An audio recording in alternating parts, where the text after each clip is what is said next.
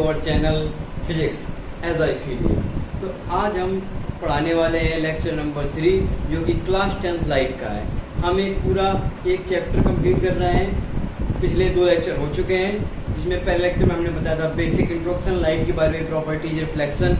दूसरा जो हमारा लेक्चर आया था लाइट के ऊपर वो था हमारा क्या कहते हैं F बराबर R/2 प्रूव किया हमने, और उसमें स्फेरिकल मिरर्स पढ़े क्या होते हैं, उसके प्रॉपर्टीज़, टर्म्स पढ़े उसके।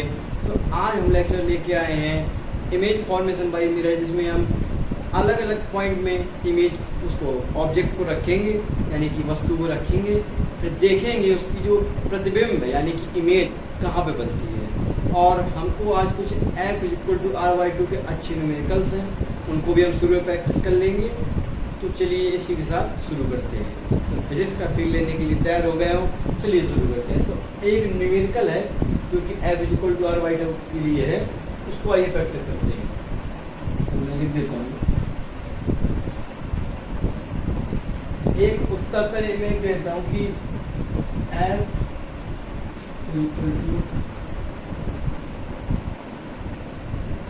15 सेंटीमीटर। ओके, F हमको दिया हुआ है 15 सेंटीमीटर, पूछ रहा है R यानी कि वक्रता त्रिज्या क्या होगी। ओके, किसके लिए? फर्स्ट नंबर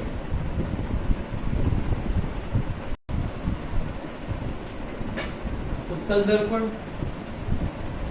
सेकेंड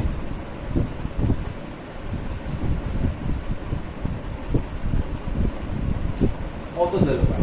ये एक छोटा सा क्वेश्चन है जिसमें हमको F यानी कि फोकस दूरी गिवन है, वक्रता त्रिज्या निकालनी है दोनों दर्पणों के लिए।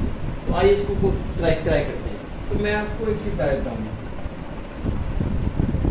इसमें यहाँ लिख लीजिए कि जो फोकस दूरी होती है वो उत्तल दर्पण के लिए,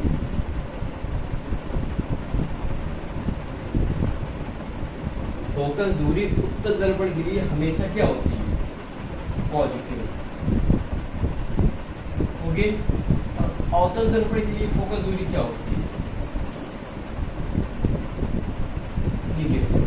ये अगला लेक्चर आएगा मिरर फॉर्मूला, जिसमें हम एक डेरिवेशन करेंगे 1/F = 1/U + 1/V, जिसमें हम साइन कन्वेंशन यानी कि चिन्ह परिपाटी का अध्ययन करेंगे।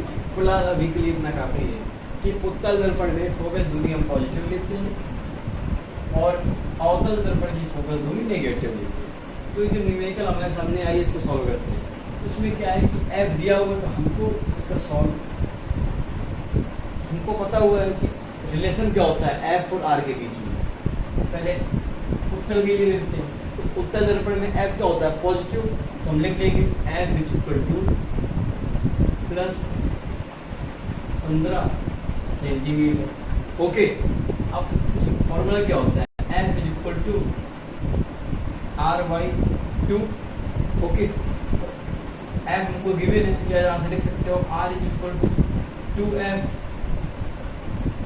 R क्या हो जाएगा? 2 15 30 सेंटीमीटर।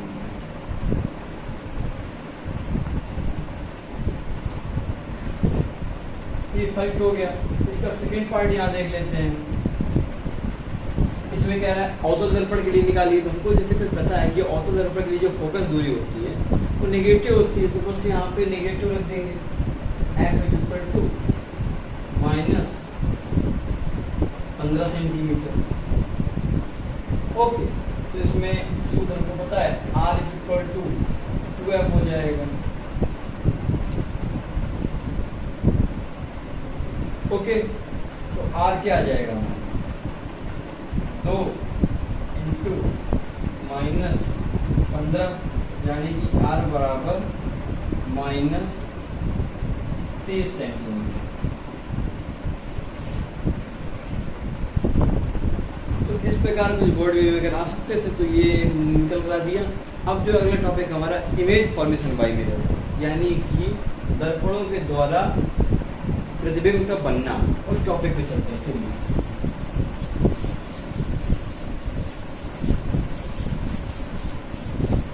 आज मैं बहुत खुश हूँ क्योंकि हमारी वेबसाइट लॉन्च हो चुकी है। वेबसाइट में आपको PDF नोट्स अवेलेबल करा दिए गए हैं। इस चैप्टर्स के PDF नोट्स वेबसाइट में अपलोड हो गए हैं।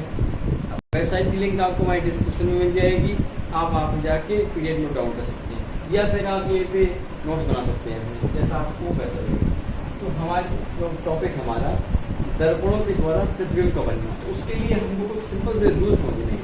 तो आइए चालू करते हैं। पहले ऑटो दर्पण लेते हैं, ऑटो दर्पण ले लेते हैं, यानी कि कॉनकेव मिरर।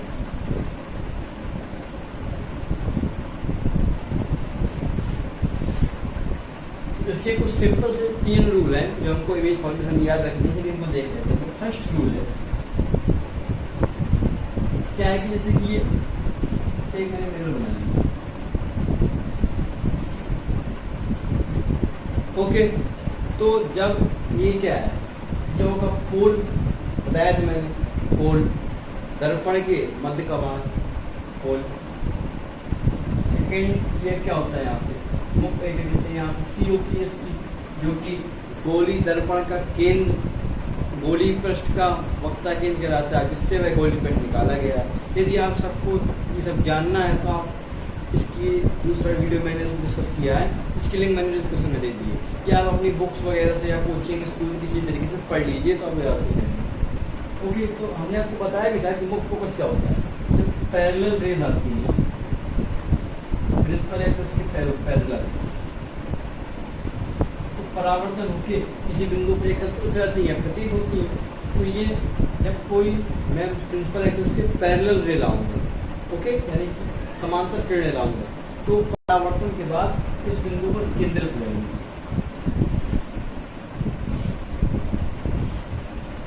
इसको कहते हैं F। ये फर्स्ट रूल है, ओके। रूल नंबर सेकेंड, इसमें क्या होता है, जैसे मैंने ये ऑटो दर्पण बना लिया, तो अब इसमें क्या होता है, ये पोल सी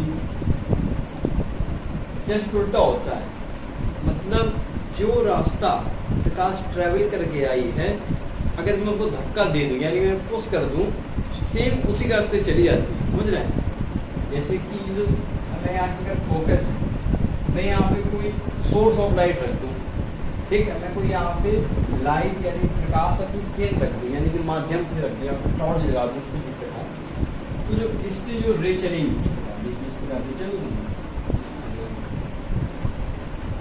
ये यहाँ पे, तो ये पैरेलल हो जाएंगे प्रिंसिपल एक्सिस।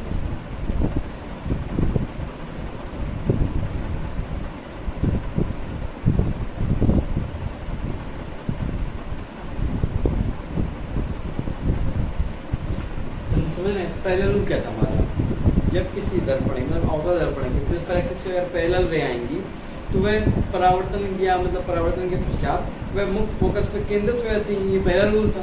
और इसका जस्ट अपोजिट मैंने कर दिया कि यदि कोई पॉइंट ऑफ सोर्स या लाइट ऑफ सोर्स फोकस पर रखता हो तो उससे चलने वाली प्रकाश की किरण पैरेलल रे उसके प्रिंसिपल एक्सिस के पैरेलल हो जाती है, यानी कि मुख्य अक्ष के समांतर हो जाती है। ओके, दूसरा रूल हमारा। तीसरा रूल है इसमें, तीसरा रूल का क्या है कि यदि मैं यहाँ पे एक दर्पण बना दूँ,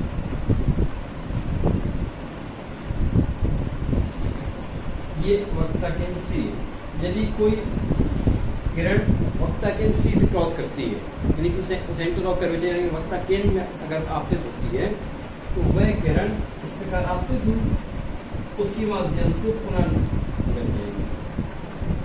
समझ गए? तो इस प्रकार हमारे 3 रूल थे, समझ गए होंगे आप लोग। अब हम लोग ऑटो दर्पण द्वारा इमेज फॉर्मेशन पढ़ते हैं, यानी कि प्रतिबिंबों का बनना।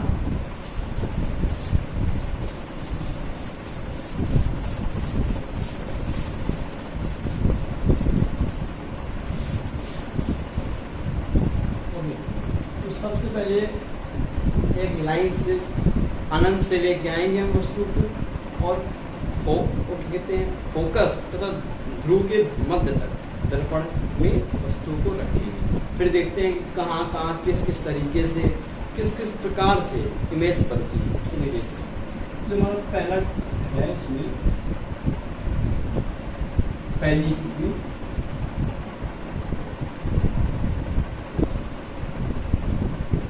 जब वस्तु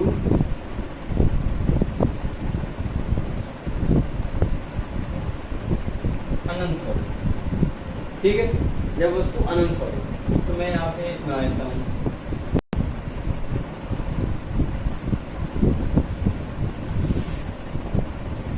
तो अनंत पर है, ठीक है।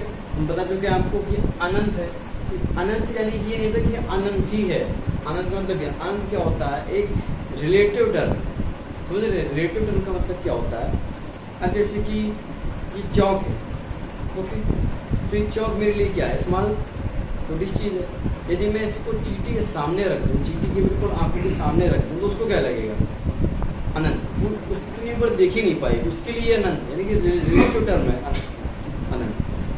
अनंत को ये नहीं कि हम लोग अनंत पहुँचे, जैसे कि ये मिरर, तो मिरर की हमने ये वक्ता केंद्र, वक्ता त्रिज्या ये हमने 15 सेंटीमीटर, 5 सेंटीमीटर, 20 सेंटीमीटर, तो प्रकाश की जो किरण है वो मान लीजिए 10 मीटर से आ रही है, तो उसके लिए वो अनंत माना गया, समझ गए, तो अनंत से रे आ रही है, ये रे आई है, ओके।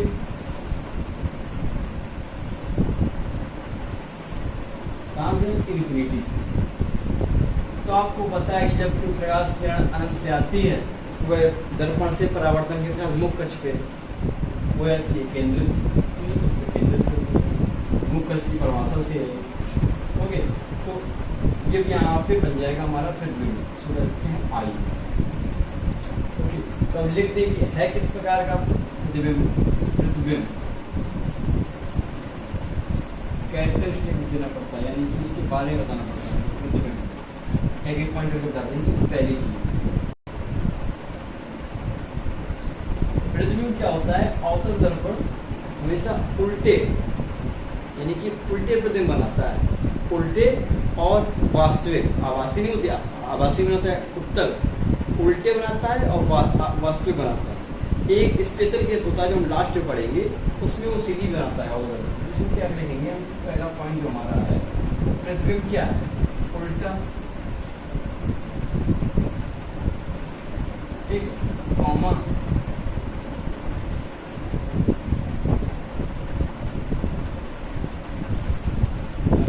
दूसरे पॉइंट की उल्टा है,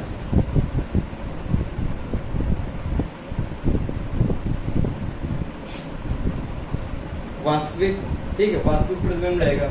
तीसरी चीज छोटा, वस्तु रखी अनंत पर, उसमें मतलब डिमिनिश, ये कुछ संकुचित हो गया है, बिल्कुल छोटा सा बिंदु से रख दिया, वही प्रतिबिंब है, यानी कि अत्यंत छोटा।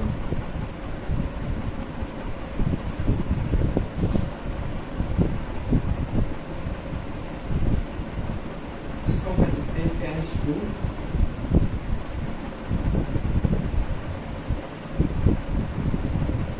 बिंदु, यानी कि बिंदु के आकार का, समझ गए। तो ये पहला एक कंडीशन हो गई, इसकी आइए दूसरी कंडीशन देखते हैं, नोट कर लीजिए पॉज करके वीडियो। ओके, दूसरा, जब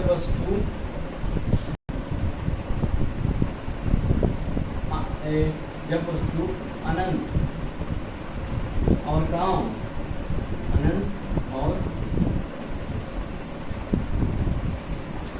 अनंत और सी के बीच में, ठीक है, वक्ता के बीच में,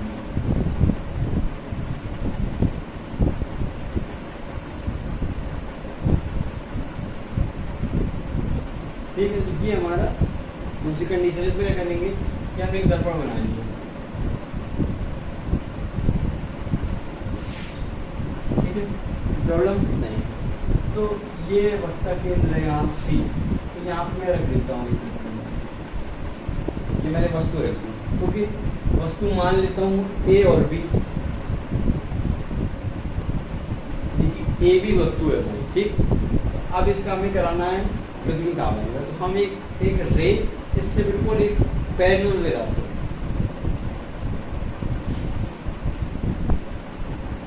तो आपको पता है कि पैरेलल रे जो होती है जब आती है तो कहाँ जाती है, मुख्य अक्ष से, ओके। तो ये पैरेलल रे मुख्य अक्ष से निकलती है,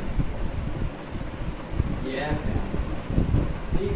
तो जहाँ पे जहाँ पे दो किरणों का कटान होता है, जहाँ से दो किरणें जब काटती हैं आपस में, तो वहीं प्रतिबिंब बनता है। ये अभी आपको पता है, ये जो प्रतिबिंब एक हम एक चरण यहाँ से ले, एक हम एफ निकाल देते हैं, ठीक है, एक हम लिखते हैं एफ निकाल, ये ऐसे ये जब देखिए क्या था रूल जो था कि जब किरण मुख के समांतर आती है तो परावर्तन में मुख से निकल जाती है। और एक और रूल था, यदि हम पॉइंट सोर्स ऑफ लाइट मुख फोकस में रख दें तो जब उससे लाइट की किरणें चलती हैं तो वह परावर्तन के पश्चात समांतर हो जाती है, ठीक है। तो ये एक लाइट आई, फोकस निकली, निकल गई, ओके। ये मैंने मुख फोकस से लाइट किरण भेजी, वो समांतर हो गई मुख अच्छी। तो जब यहाँ पे दोनों बिंदु पे काटा तब यहाँ पे बन जाएगा तरफ उल्टा, समझेंगे ए डैश बी डैश। इसमें कैरेक्टरिस्टिक कितना होगा,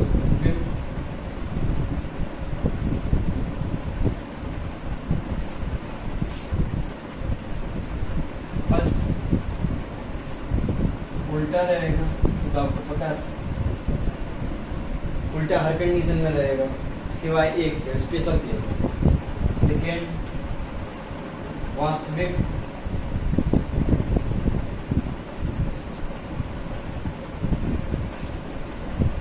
ठीक है, सेकेंड वास्तविक। थर्ड सी और एफ, यानी कि वक्ता केंद्र तथा मुख फोकस के बीच में बन रहा है, सी एंड एफ के बीच में कैसा वस्तु, मतलब ए बी से छोटा। ए बी क्या है हमारा प्रतिबिंब, ए डैश बी डैश क्या है, सॉरी ए बी क्या है वस्तु, ए डैश बी डैश क्या है प्रतिबिंब है। तो A B is greater than A dash B dash, समझ गए। तो ये दूसरी कंडीशन थी। अब तीसरी कंडीशन में आते हैं, नोट कर लीजिए।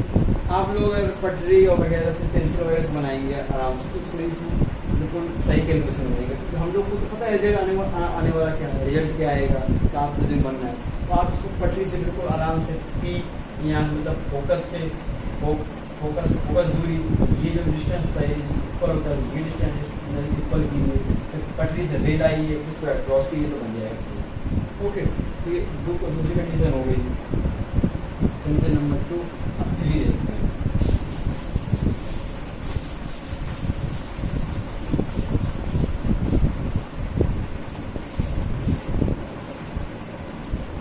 तीसरी कंडीशन है जब वस्तु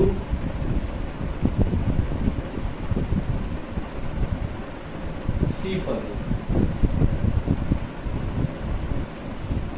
पहले अनंत पे थे, अनंत से हमने अनंत और सी के बीच मिला है, और अब हम सी पर ले आए वस्तु। इस प्रकार अवतल दर्पण बना लिया,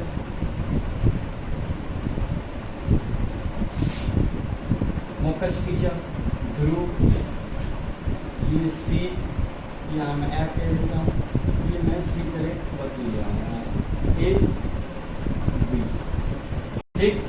तो इससे रे लानी है उनको, तो रे क्रॉस कराएगी, चलिए यहाँ से रे लाए पैरेलल, ओके, पैरेलल आएगी, मुख अक्ष पास कर गई बिल्कुल इजी। और एक रे ले आते हैं मुख अक्ष पे,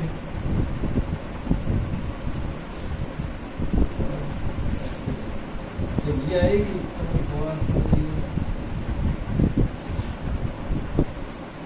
एडजस्ट करता हूँ, सही जगह बना दो,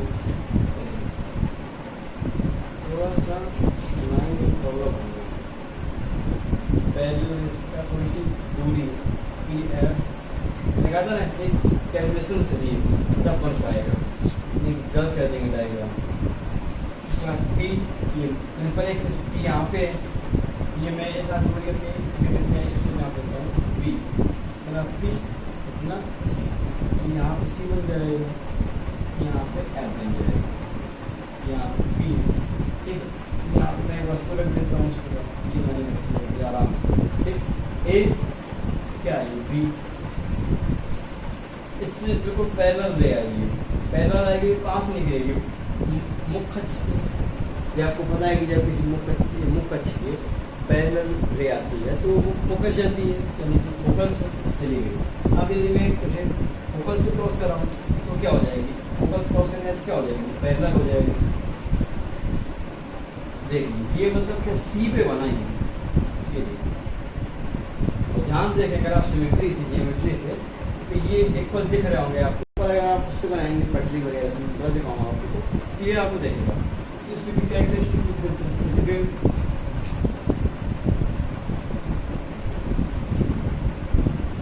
फर्स्ट पॉइंट उल्टा, सेकेंड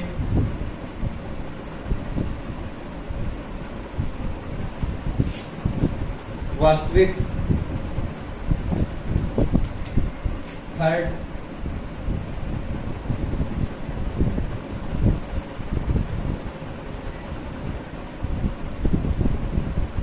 तो नाम दे देते हैं A dash B dash, C पर बना है और A B is equal to A dash B dash, यानी कि जो प्रतिबिंब है वो बिल्कुल बराबर है किसके, वस्तु। ये अच्छा केस, ठीक है। तो बस तीसरा केस हो गया, उनके लिए अब आते हैं चौथे केस की तरफ।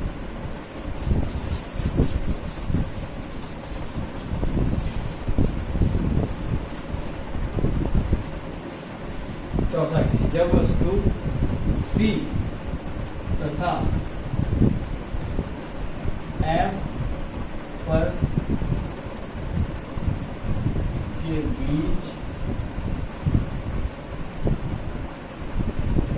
ठीक है, चौथा केस है। तो जब वक्ता केंद्र तथा मुख्य फोकस के बीच वस्तु को रखना है तो हमने ये दर्पण बना लिया, ठीक। तो यहाँ पे ध्रुव हो गया, ये एफ ले लेते हैं, ये दूरी जस्ट यहाँ पे सी ले लेते हैं, ठीक है। तो अब सी तथा एफ के बीच में तो मैंने ये बना लिया, ओके।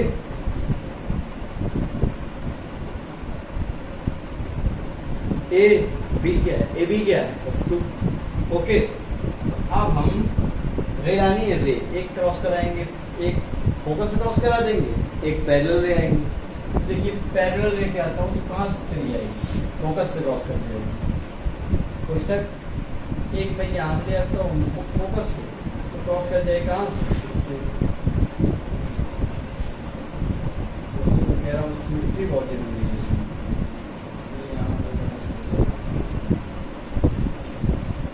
ठीक है। तो आपको पता है कि सी से आउट बनता है,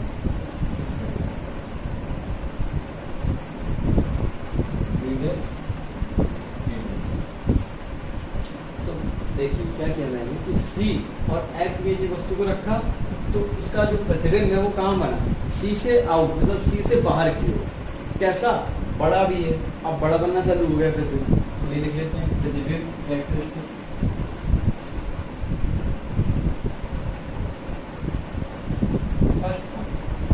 उल्टा रहेगा अभी, सेकेंड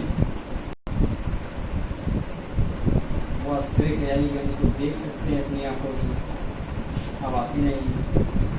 थर्ड कहाँ पे, सी से बाहर, सी से बाहर की, सी से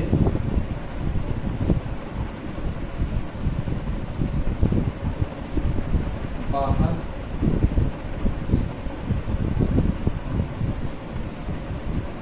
सी से बाहर की ओर, समझ गए। ये तीसरा पॉइंट है। और चौथा पॉइंट जो है मतलब कह सकते हैं कि जो ए डैश बी डैश, यानी कि जो प्रतिबिंब वो बड़ा है किससे, ए बी से, वस्तु से बड़ा है प्रतिबिंब, इनलार्ज, मैग्नीफाइड, यानी कि बड़ा है, ठीक है। तो ये चौथी स्थिति हो गई। नोट कर लीजिए पांचवी स्थिति।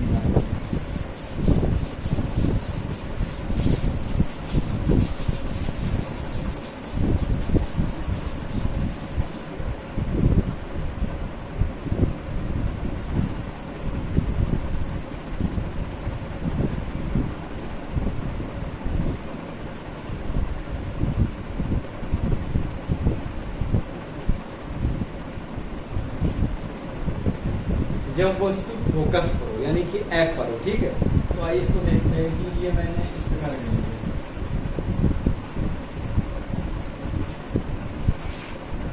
ये एफ, यहाँ पे सी, ये वस्तु ए बी, तो इससे रे लाएंगे। पहले पैरेलल रे लाते हैं, जो कि पैरेलल है तो फोकस सी क्रॉस कर जाएगी इस प्रकार।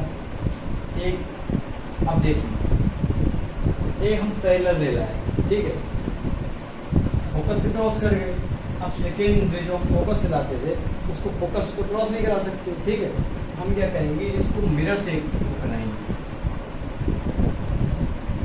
ध्यान से देखिए, ये मैंने इस प्रकार इसको यहाँ भेजा रे को। ठीक है, तो रे को जाना कहाँ चाहिए था, उस तरफ जाना चाहिए था ना, पर अब इसका परावर्तन होना है। ठीक है, तो परावर्तन कहीं जानते हैं, मतलब परावर्तन हमें नॉर्मल खींचते हैं। देखिए मैं आज आपको नॉर्मल चीज दिखा देता हूँ, नॉर्मल खींच, अरे तो गड़बड़ हो गई।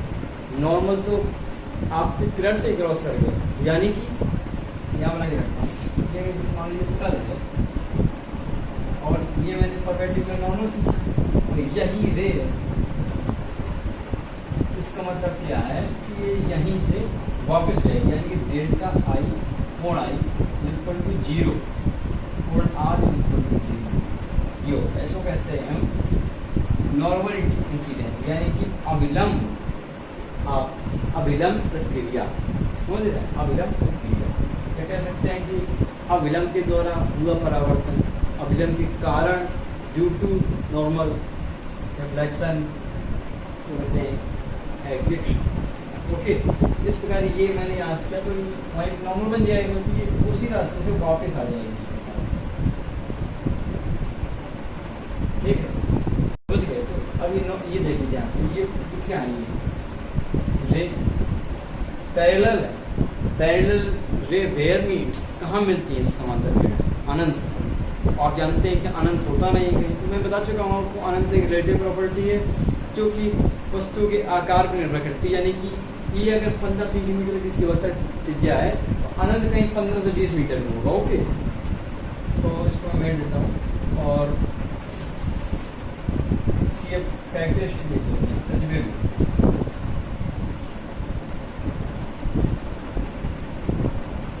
फर्स्ट उल्टा बनेगा, क्लियर। दूसरी चीज वास्तविक बनेगा, ये भी क्लियर। थर्ड चीज कहाँ बनेगा, एट इंफिनिटी। ठीक है, अनंत पर। चौथा मानते हैं जहाँ बनेगा तो उसका ए डैश बी डैश होगा साइज, तो जो ए डैश बी डैश साइज होगा, ए डैश बी डैश वो काफी बड़ा होगा ए बी से। मतलब ए बी से जो उसको वस्तु जो उसका प्रतिबिंब होगा काफी बड़ा प्रतिबिंब होगा, बहुत हाईली मैग्नीफाइड होगा। ठीक है, तो पांचवा एक और लास्ट पे जो है स्पेशल केस। चलिए इसको देखते हैं।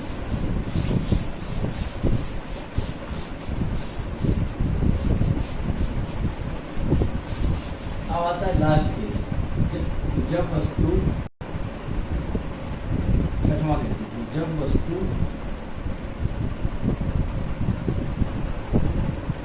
P व F के बीच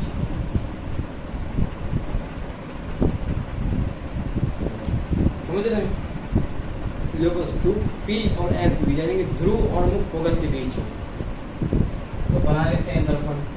ये दर्पण बना दिया। ओके, ये मैंने मुख्य किया, ये P है, ये क्या है F, यहाँ कहीं C होगा, तो यहाँ पे वस्तु है। ठीक है, तो अब इससे हम रे भेजते हैं, पीछे की तरफ तो रे जाएगी नहीं, आपको भी पता है पीछे की तरफ तो रे जाएगी नहीं, तो हम क्या करेंगे थोड़ा और ऊपर की ओर रे भेजते हैं। चलिए यहाँ देखते हैं, यहाँ तो ये भी इसके बाद चली जाएगी, चली जाएगी। अब मैं इसको ऊपर रे भेजता हूँ यहाँ से, ये भी इस प्रकार की जाएगी, यहाँ बनेगा कोई परावर्तन होगी वापस निकल जाएगी। डाइवर क्या होगी, फैल रही है, आपस में क्या होगी, डाइवर्जिंग है, यानी कि अब सारी फैल रही है। ओके, कभी मिलेंगी नहीं ये, ठीक है। तो यहाँ पे तो प्रतिबिंब बनना संभव नामुमकिन है, तो यहाँ पे बन जाएगा हमारा प्रतिबिंब। अगर ये ए बी में इसको नाम दे दूँ, ये बन जाएगा ए डैश बी डैश। ये है स्पेशल केस, ये है स्पेशल केस।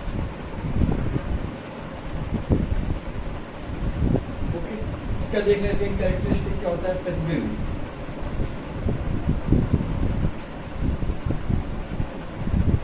फर्स्ट चीज उल्टा नहीं, लेकिन सीधा बन रहा है, सीधा बनेगा, सीधा है। सेकेंड चीज वास्तु ना होगा, वास्तु नहीं तो आवासीय होगा। दर्पण किस तरफ बना है, हम लोग देख नहीं सकते, सिर्फ आवाज कर सकते हैं, परछाई देखेंगे, आवाज करेंगे, आवासीय। थर्ड चीज दर्पण के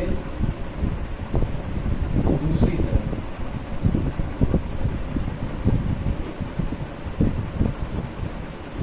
दर्पण की दूसरी तरफ है। ओके, अब चौथी चीज A dash B dash greater than A B, मतलब ए बी उसका प्रतिबिंब है, बड़ा है वस्तु से बहुत ज़्यादा, अनंत में बहुत ज़्यादा बड़ा बन जाता है, पर इसमें बहुत ज़्यादा बड़ा नहीं करना। ये हमारी 6 हो गई उत्तर दर्पण। अब आते हैं उत्तर दर्पण।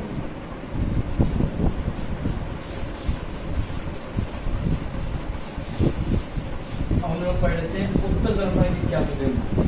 घबराइए नहीं, उत्तर दर्पण में 2 ही केस होते हैं, काफी ज्यादा केस होते हैं। उत्तर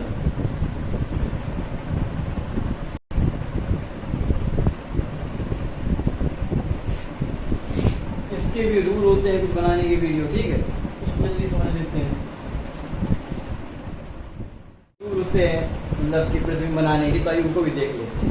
तो पहला हमारा रूल होता है, वो होता है कि जब से कि ये दर्पण बना हुआ है, कि मैंने दर्पण बना दिया, बट सेम रूल है कि प्रिंसिपल एक्सिस जब पैरेलल रे आती है प्रिंसिपल एक्सिस के, तो ये कहाँ जाती है, फोकस से, तो इसमें इमेजिनरी फोकस जाएगी, इस प्रकार इमेजिनरी हो जाएगा फोकस से, और ये कहाँ रिफ्लेक्ट हो जाएगी। फर्स्ट रूल बिल्कुल ही सेम है और तो दर्पण की तरह। सेकेंड ये मैंने बना लिया है यहाँ पे, और यदि कोई पॉइंट ऑफ सोर्स में एफ पर रख दूँ, ठीक, पॉइंट मैंने कोई सोर्स, पॉइंट सोर्स एफ पे रख दिया, तो यहाँ से रे निकलेगी, इस प्रकार ये निकल गई रे, ठीक है, इस प्रकार रिफ्लेक्ट होगी पैरेलल, और इस प्रकार भी यहाँ पे रिफ्लेक्ट करेगी। क्लियर। थर्ड रूल देख लेते हैं। थर्ड रूल क्या होता है,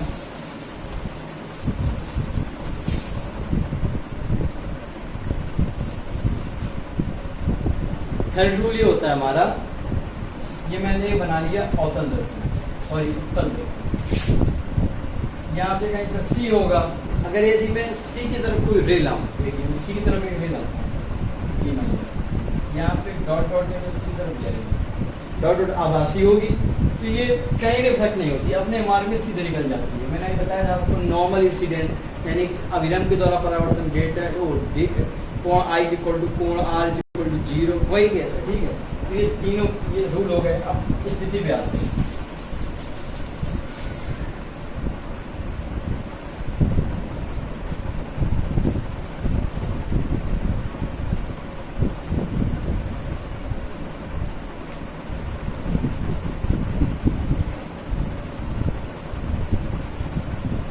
जब वस्तु अनंत पर हो, ठीक है, तो हमने ये बना लिया उत्तल दर्पण।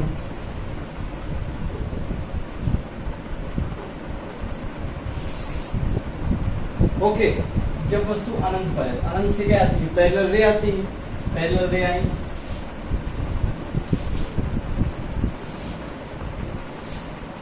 तो ये क्या हो जाएगा, परावर्तन हो जाएगा ना, परावर्तन हो गया,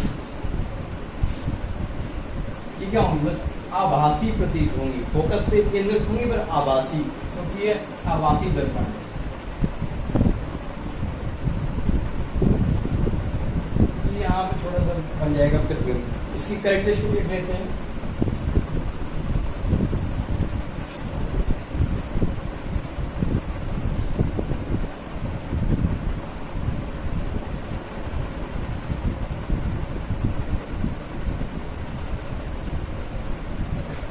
प्रतिबिंब, ठीक है।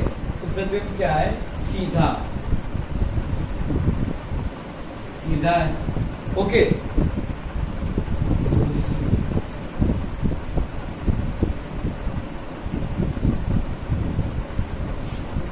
आभासी है, सिर्फ हमको समझ में आएगा, देखिएगा नहीं। तीसरी चीज, अगर मैं मान लूँ कि वस्तु ए बी है, एक मिनट रुकिए, हम कहते हैं कि पहली चीज तो ये सीधा है, दूसरा आभासी है, तीसरी चीज एट फोकस, एट फोकस पे बन रहा है। चौथी चीज, हम मान ले कि जो अनंत से रे आ रहे हैं, कोई वस्तु रखी होगी, उसकी लंबाई ए बी है, यहाँ पे सीधा बन रहा है ए डैश बी डैश, तो ए डैश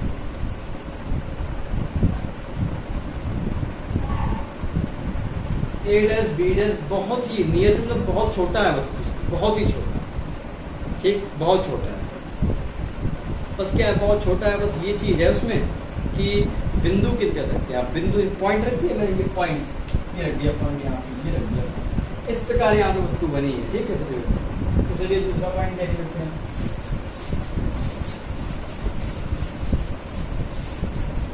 तीसरा जो केस है दूसरे, इसके जो दूसरा केस है वो है जब वस्तु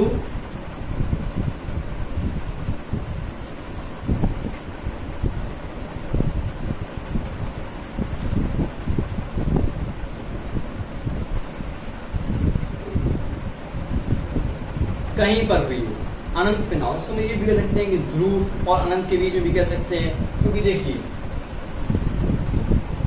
ये मैंने बना ली दर्पण, ठीक है।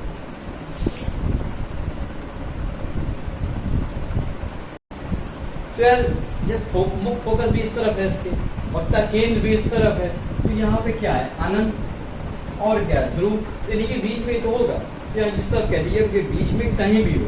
मैं यहाँ पे मान लेता हूँ वस्तु को, ठीक है। तो सेम वाई कंडीशन होगी, यहाँ से ऐसे आएगा, ये पहली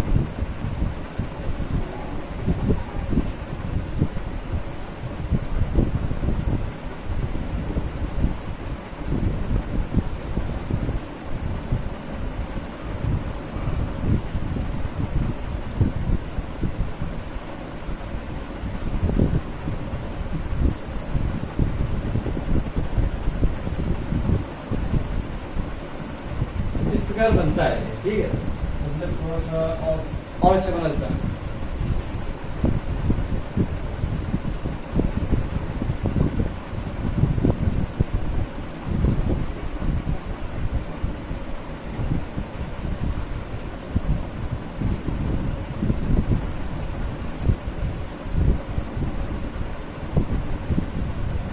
आग पीछे से निकल गई, डाइवर्जिंग है, कभी नहीं मिलेगी, डाइवर्जिंग है, फैल रही है, मिलने के सवाल नहीं उठता, पीछे कुछ बनेगा नहीं। इस साइड देखिए बन गया, कहाँ पे, ध्रुव और फोकस के बीच में। तो क्या आप प्रतिबिंब ले सकते हैं, आप प्रतिबिंब जो है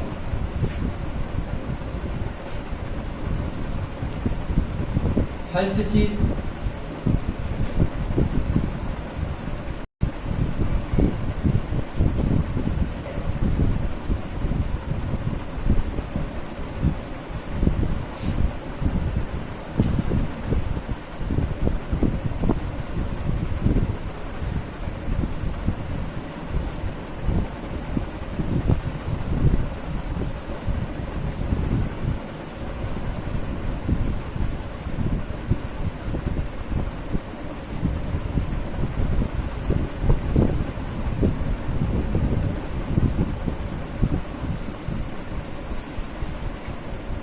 यानी कि क्या है कि हम अनंत पर रखेंगे तो जो प्रतिबिंब है वो फोकस पे बनेगा, ठीक है।